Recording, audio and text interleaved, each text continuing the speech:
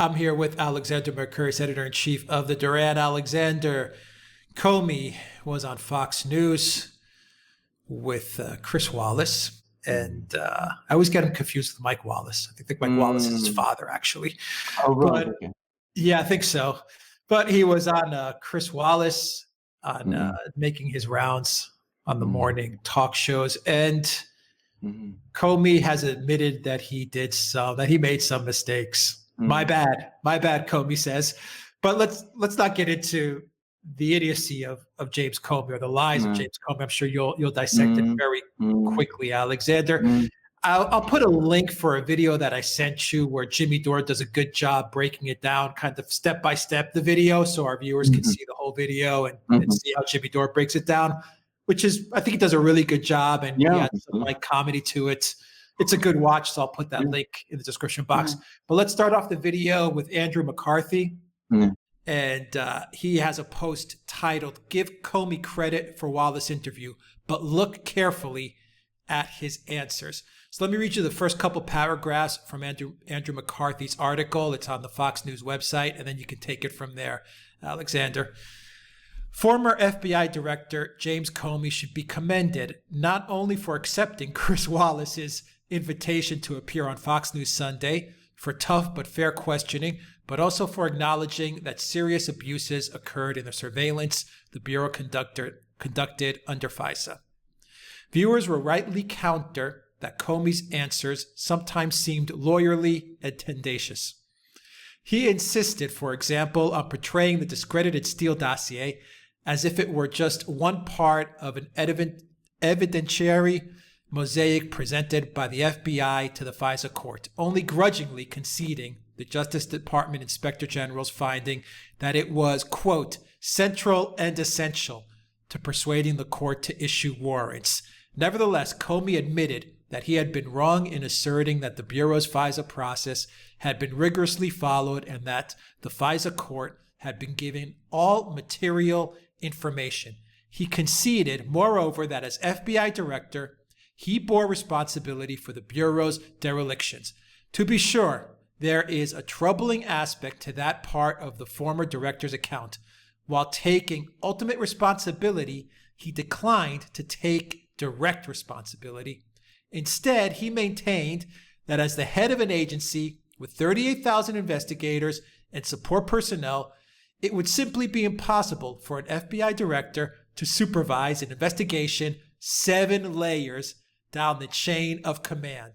This is unconvincing. The notion that the FBI's top leadership would have only passing familiarity rather than an active supervisory role in such an investigation defies common sense, the law, and what we know about the facts of the case. Alexander, what do you make of this? Well, I mean, Andrew McCarthy has put his finger on it. I think he's used far more measured language than I would have done. Diplomatic. Much more diplomatic. I mean, can I also say, the thing about James Comey is that ever since Donald Trump sacked him, he's been basically doing this act of going around to all the TV studios, writing articles, writing tweets. He's presented himself throughout as this extraordinary virtuous individual who stands up for the FBI against this evil, despicable Trump. And he has never, up to now, conceded the possibility of fault. It has taken a 470 plus a report from the FBI's Inspector General to get him to do that. Now, I think that is, again, something that is a fact we need to bear in mind about Comey. Because, as I'm going to discuss in a moment, it is inconceivable that he didn't know what was going on and wasn't aware of all the extent of the FISA abuse. But we can actually go beyond what the Inspector General has said in his report and look at some of Comey's own actions. And I think this is a point where I think we need to, put that report to one side and go back to Horowitz's earlier reports. I mean, firstly, there was the report Horowitz did a few months ago about Comey's use of these notes that he was making about his meetings with Donald Trump.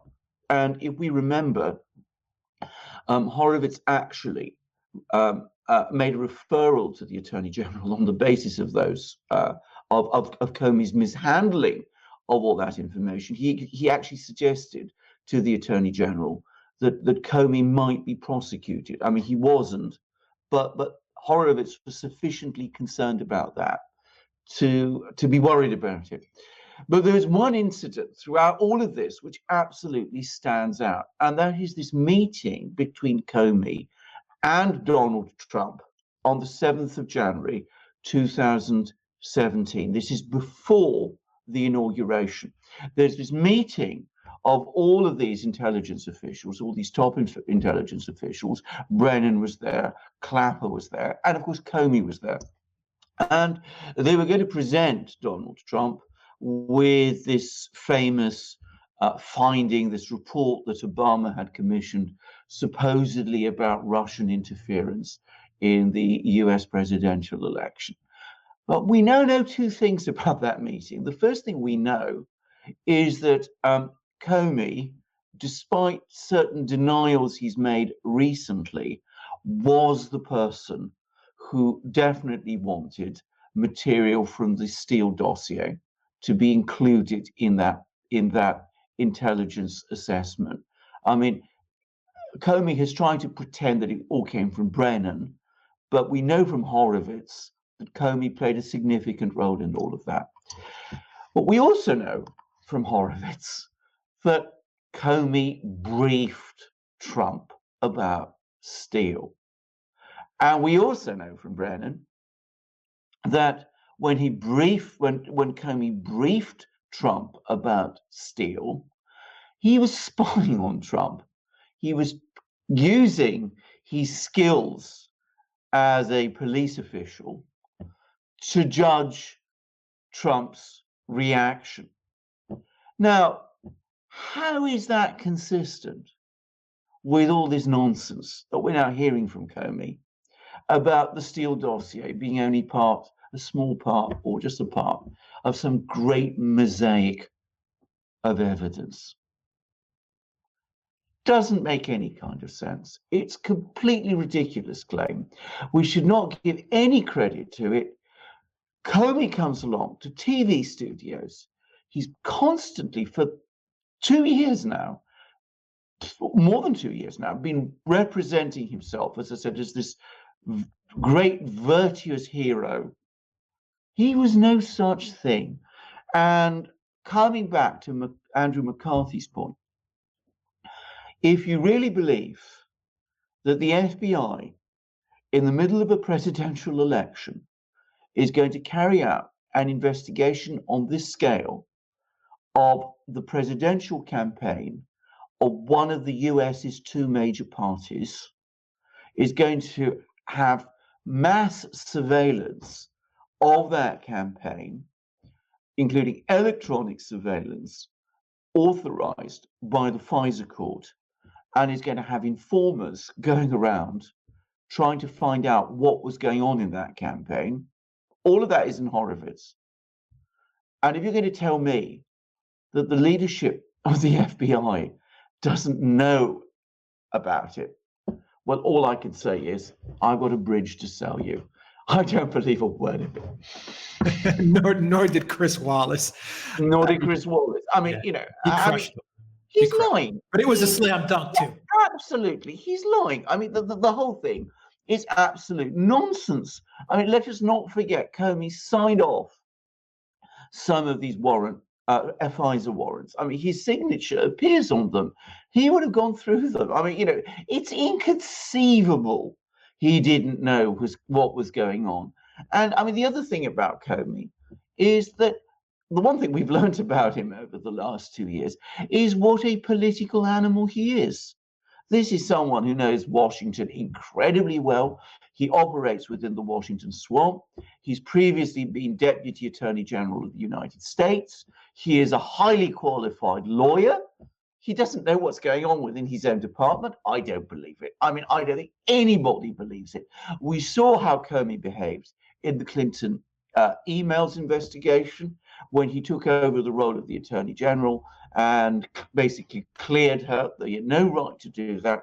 And I have to say, frankly, this vast cesspit of wrongdoing that was going on in the FBI, which he spent 2 years denying, must have happened with some knowledge by him. I think it's inconceivable he didn't know. Okay, so there's no doubt that Comey is scared. I think that's obvious. I think he had the press cover for him during the Horowitz report, and they picked that political bias excerpt and they ran with that 24/7. But once Horowitz actually testified and he said that Comey should not be doing victory laps and saying he's vindicated, Comey got freaked out. So he goes on Fox News and he says, my bad and all this. But I would not resign. When Chris Wallace asked him, would he resign? He said, no, I wouldn't resign. And he really kind of downplayed the seriousness of the investigation and the FISA warrants. So that was my first observation. But my second observation, Alexander, and I would like you to comment on this, as well as to the fact why you think Comey actually did this interview, because there's a reason why he went on Fox News to do this interview. The second comment that I have is Comey is a rat. There's no doubt about it. Trump's mistake was that he didn't fire him right away. But Comey is without a doubt a rat. You would not want this guy working for you because he's going to stab you in the back. That's obvious. He is conniving. And I want you to explain how he got the Mueller investigation, how he triggered the whole thing, the special counsel, because I think it's very important to once again go over how he triggered the entire 2-year Mueller investigation, because it highlights what a rat and what a backstabber he is. Well, yeah, he's conniving. There's no doubt about it that this was. He's not some folksy guy, jolly gosh, gee, I didn't know all this stuff was going on. Yeah, that's the image he wants you to believe. Well, you're the director of the FBI and you don't know. I mean, really, that's an absurd idea. I mean, the idea that, the FBI has its directors, naive and innocent individuals who have the wool pulled over their eyes. I mean, that really is. I mean, that's the picture he's painting. Well, I know. I mean, it's a childish idea. I mean, if nothing else, being head of the FBI should make you extremely familiar with all the sort of dark, underbelly of American politics and indeed American society. If you're not that kind of a person, then frankly you can't be head of the FBI. I mean, it goes with the job. But can I just come back to something else, which is, of course, I mean, you're absolutely right, by the way. Comey is an incredibly manipulative and cunning individual. He's also got a genuine gift for wire pulling, and he is also a schemer. I mean, he schemes continuously. He was scheming throughout 2016, and he's still scheming now. I mean, he's been scheming constantly. But can I say something else? I mean, this is just going back to all the story about what Comey knew and what he didn't know as head of the FBI. Does the man read newspapers? In 2016, right through 2016, right through the presidential election, after the presidential election, right up to the moment he is sacked by Trump, endless leaks, incredible stories all over the newspapers about, Donald Trump being a Russian asset, about the investigation that's going on, about what the intelligence agencies are doing and saying and thinking. We have the leaks about Michael Flynn. We have all of this going on, and James Comey is oblivious to all of this. He doesn't know that the whole of Washington is talking about this. Is something one man who is unaware of everything. He's the head of the FBI, and he really doesn't know. He doesn't ask any questions within his own department. He doesn't read newspapers. He doesn't go on television. He doesn't watch MSNBC or CNN or any of these things. I mean, really. I mean, it's just silly. I mean, it's so unconvincing. it is ultimately absurd. But it shows, firstly, how desperate he is, that he's coming up with this nonsensical story. But secondly, again, it shows, well, how manipulative he is, because he clearly isn't telling the truth. I mean, he could have come along, for example, and said, I was the head of the FBI. I really seriously, truly believed that Donald Trump was a Russian agent. And I decided, I understand I was completely wrong, but I was so concerned about this, I decided to cut corners, and I take total responsibility for that.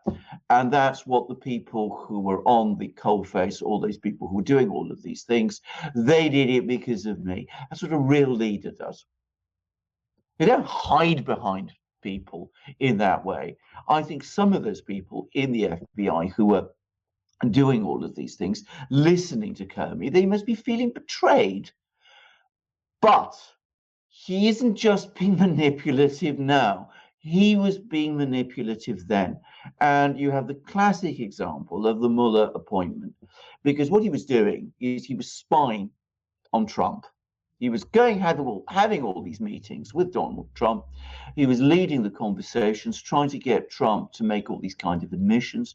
He was making all these notes about, the things Trump was saying to him. I mean, Horowitz lays it all out in his earlier report in black and white. It's extremely sinister. Running to his car, taking down all these notes after he was meeting with Trump. Absolutely, great point. Absolutely, and not only was Comey doing all of these things. I mean, not only was he investigating Trump, he was telling Trump that you're not being investigated. He was lying to Donald Trump's face as he was doing all of these things. And then he gets sacked. And what does he do? He takes all these records that he's made, illegally made, inappropriately made. Bear in mind, we now know that some of the material in those notes were classified. And of course, they also belong to the FBI. But he takes them with him. He doesn't give them to the FBI. He doesn't sort of put them, tell people, whoever, Christoforou, who's now going to take over, he doesn't say, I made all these notes. These are my notes. I'm clearing my desk. I'm providing you with all of these things. He takes them with him. And then what does he do? He feeds them to the media. Not directly. He finds a friend of his who's an academic, easily manipulated again. He gets this person to leak them for him. And why does he do that? In order to get special counsel appointed. And he's talking, I have no doubt of this also, he's talking to all his friends in the media. He's talking to all the Democrats, because he's clearly now working with the Democrats. We don't know the whole story, but Comey has himself admitted that he was leaking these notes he was making of his meetings with Trump, which he, as I said, stole from the FBI, because that's what he did, leaking things, notes that contain classified information in order to engineer the appointment of special counsel. And what do we now know from Horowitz's latest report? He was working to get special counsel appointed, this is in May 2017, in the very same month that the FBI, which he'd just been heading, had received all the information from Christopher Steele's primary source, from Joseph Mifsud, whom they'd interviewed in February of that year. He got all that information, which proved conclusively that this whole collusion thing that they were investigating had no basis. So Comey investigates Trump, lies about it to him, has this investigation ongoing, steals all the notes that he's made after he's sacked, leaks them to the media, gets special counsel appointed to continue with an investigation. which he, Comey, must have known by that point had no basis. The investigation was dead in the water, and he got his buddy Mueller to continue it. That's exactly. They were friends. All of these people, they knew it was clearly manipulated. I mean, I'm sure Comey was not the only person involved, but I'm not. Look at all of his actions. You don't have to guess. You don't actually have to guess. Just look at the timeline of events. The timeline of events makes it absolutely clear. He was investigating Trump, going nowhere, by the way, without investigation. He was believing the Steele dossier in January. He was getting all the information in meetings that took place with the FBI and Christopher Steele's primary source in January, March, and May. That the Steele dossier was based on nonsense. It was based on nothing. It was gossip exchanged over beers. Exactly. I mean, it was all of that. And once he got sacked, what did he do?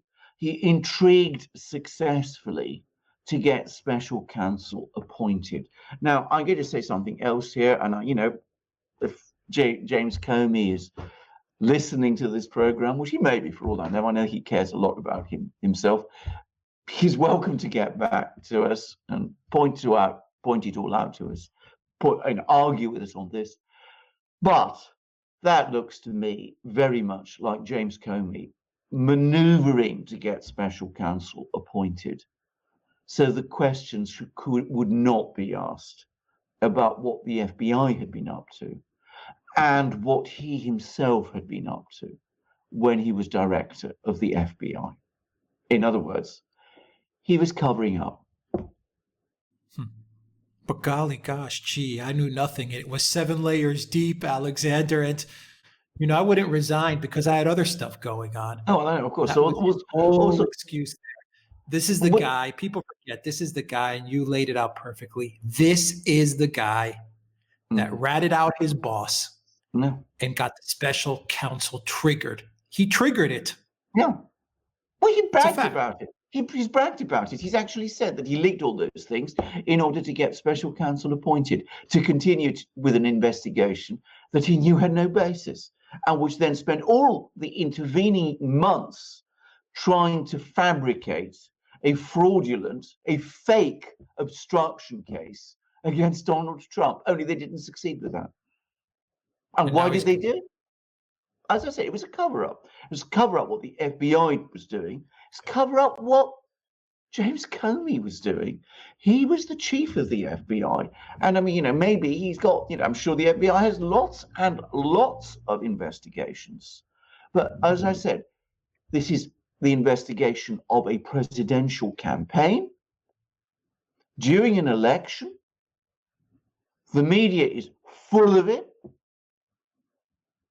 And he himself was meeting with Donald Trump in circumstances which Horowitz makes absolutely clear was he, Comey, investigating his boss, the President of the United States.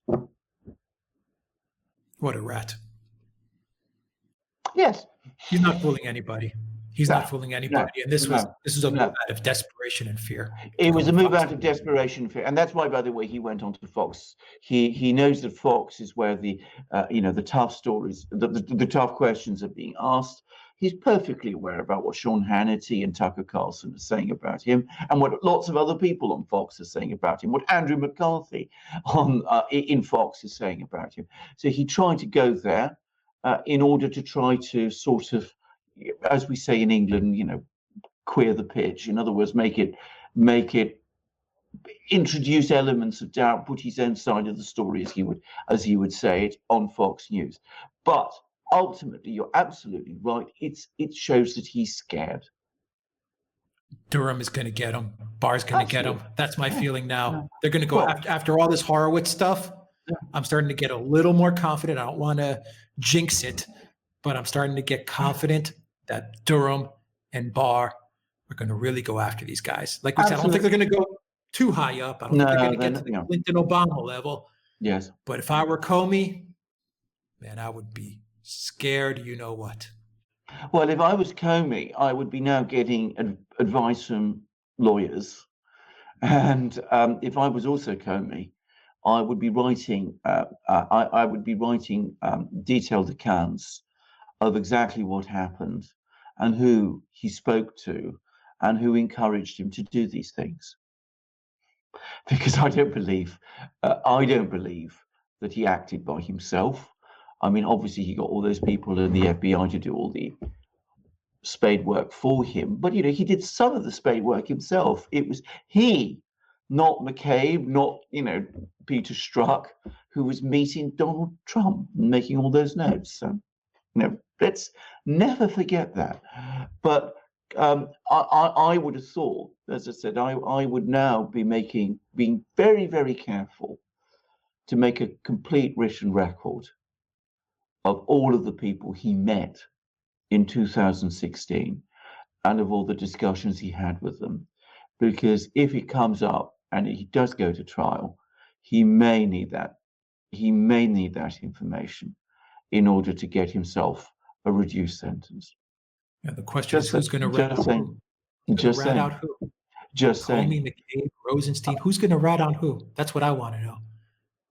Someone's going to rat them out to cut a big deal. I don't know who it's going to be.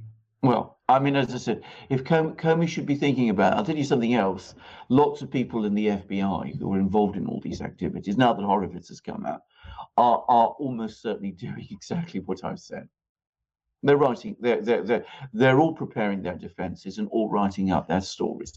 Doesn't mean we are ever going to get there. I mean, there could be all kinds of deals get done, as we know in the United States. It's very common.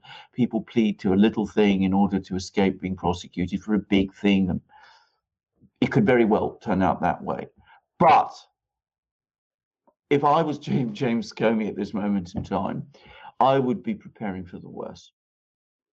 Doesn't mean that I am confident he will be prosecuted, not at all. Doesn't mean that if there is a prosecution, it will go forward all the way to a trial. But that's what I would be doing. I agree in case. I mean, you need sometimes, as Peter Strzok once said, insurance. And I would have thought that James Comey at this moment in time needs quite a lot. Good point. Good point, Alexander. Yeah, I think that Comey, this move is really encouraging. Like I said, I don't want to jinx it either. No. But there's no doubt that Comey is running scared. No doubt about it. Absolutely. And the other thing to say about this is it's great to see that this great spin on the Horowitz report is unraveling. I mean, you're quite right in saying that. I mean, Horowitz appearing before the Senate Judiciary Committee played a huge part in all of this. But clearly, more and more people are now reading the thing. As I said, I spent hours reading it the night it came out, but lots of other people are reading it. And Horowitz himself is now speaking out, and they understand exactly what happened. And that this report, far from clearing anybody, is absolute dynamite. I mean, it's just blown the whole edifice of the FBI and of Comey down. Yeah. I probably wouldn't ever feel sorry for James Comey, not after the terrible things he's done.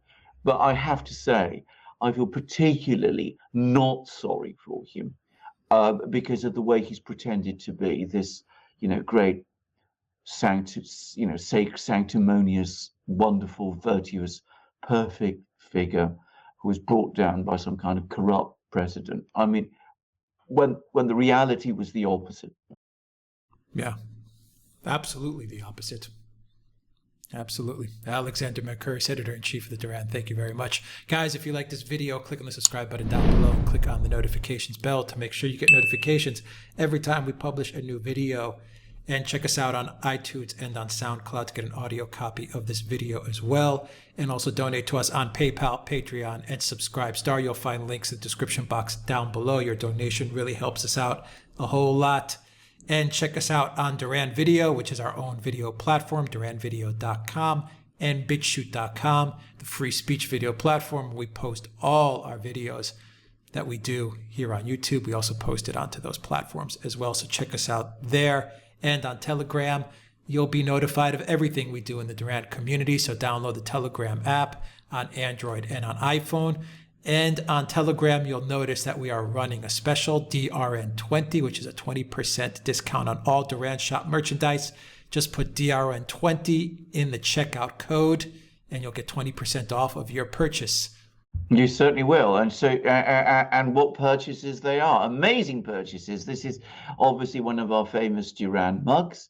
Alex is also drinking from one at the moment as I'm talking. We spend all our time drinking from Duran mugs. He's got the mug with the coat of arms of the Russian Federation. I've got the mug with the coat of arms of the Alpha Force. And you can see Alpha Force is the elite special forces unit of Russia's Federal Security Bureau, the FSB, an organization you hear an awful lot about in sort of spy stories. But these guys at the Alpha Force are the Russian equivalent of Delta Force in the United States, and you know, the Navy SEALs and all those elite units. And these are amazing mugs. We got, by the way, lots of others. Fantastic mugs, porcelain, beautiful porcelain. They don't chip, they're light, they're strong, they keep your tea or coffee warm, if that's what you like to drink from them. My wife likes to drink hot chocolate, or you can have, you know, beer if you like, or whatever. But whatever it is, they have a wonderful size, they're marvelous to hold, they're perfect to drink from. We are extremely proud of our magic mugs. They keep us refreshed and vigorous through the long hours of the night when we're reading all of these articles and watching all these videos that appear in the US media. Bear in mind, I have to do a lot of my work at night in order to keep up with the time changes in the United States, and I certainly wouldn't be able to do it without my magic mugs here. So magic mugs are fantastic. Duran shirts, like the one I'm wearing at the moment, the polo shirt with the double-headed eagle of the Duran, they're fantastic too. They're 100% cotton. They're extremely stylish. They're amazingly comfortable. They're great to wear in all sorts of places and occasions. They're great to wear in all sorts of types of weather also, because, you know, in England, we have to care about such things because the weather gets very changeable. I'm taking several of them with me for my Christmas holiday to the Alps, by the way, where my wife goes skiing. I can't ski myself. My eyesight makes that impossible, but you can be sure that when we go out for parties and doing our après ski, I'll be wearing my polo shirts to things like that. So polo shirts. We also have other shirts. We've got short sleeve t-shirts, long sleeve t-shirts. We've got V-neck shirts, all 100% cotton, all beautifully made in exactly the same way. We've also got hoodies, stickers, hats, fantastic things in our shop. They make wonderful presents, perfect time of year to buy presents for people. It's Christmas, so if you want nice presents, you come to our shop. You can also buy these things for yourself. You help the Duran when you do that, so you've got every good reason to go to our shop to buy these amazing things. DRN20, as Alex said, is the discount code. Alex will tell you how to go to our shop and how to buy these things. TheDuranShop.com, DRN20, 20% off all merchandise. Alexander Mercouris, Editor-in-Chief of Duran. Thank you very much. Till next time, everybody, take care.